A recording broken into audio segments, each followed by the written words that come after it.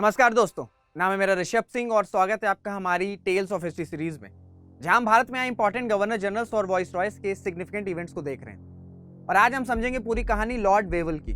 Wavell, इनका tenure था साल 1944 से 1947 तक और इनके टेन्योर के सिग्निफिकेंट इवेंट्स में हम CR फॉर्मूला समझ चुके हैं और आज हम समझेंगे पूरी कहानी वेवल प्लान की। पर अगर आपको हिस्ट्री या पढ़ाई से रिलेटेड कोई भी डाउट है तो आप मेरे इंस्टाग्राम पे जुड़ सकते हो, जो आपको मेरे स्क्रीन पे दिख रहा होगा। चलिए टॉपिक पे आते हैं। देखो, लॉर्ड वेवल जब भारत आए एज वॉइस रॉय तो उनके सामने काफ़ी चैलेंजेस थे, जैसे क्विट इंडिया मूवमेंट चल रहा था, इंडियन नेशनल कांग्रेस और मुस्लिम लीग का डेडलॉक खत्म होने का नाम नहीं ले रहा था और बोस की आईनें फॉर्म हो चुकी थी जिसका सिर्फ एक ऑब्जेक्टिव था, to free India from the britishers.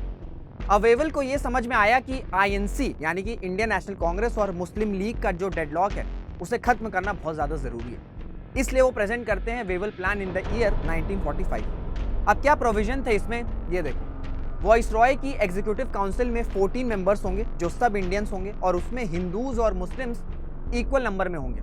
अब इसी प्लान को डिस्कस करने के लिए वेवल शिमला में एक कॉन्फ्रेंस सेटअप करते हैं जहां सभी इंडिया के इंपॉर्टेंट लीडर्स आए हुए थे, इंक्लूडिंग गांधी जी एंड जिन्ना।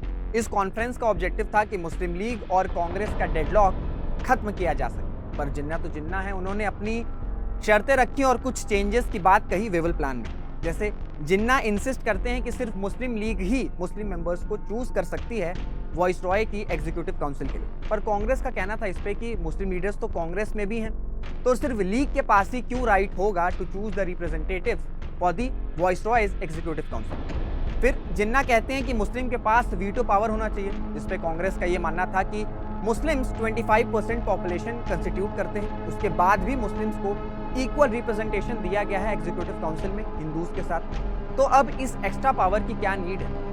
तो जिन्ना की डिमांड्स को एक्सेप्ट नहीं किया गया और वेवल प्लान भी फेल हो गया। देखिए, बात अब तक आपको समझ में आ गई होगी कि जिन्ना को पाकिस्तान से कम कुछ नहीं चाहिए था। इस वजह से लीग को जितना भी कंसेशंस या प्रोविजंस प्रोवाइड किया जाता था वो सब रिजेक्ट कर देते थे, क्योंकि उनको सिर्फ अलग देश चाहिए था और वो था पाकिस्तान। तो ये थी पूरी कहानी वेवल प्लान की और किस वजह से ये प्लान पास नहीं हो पाया, ये भी हमने देखा। मुलाकात होगी आपसे अगले वीडियो में। This is Rishabh Singh signing off.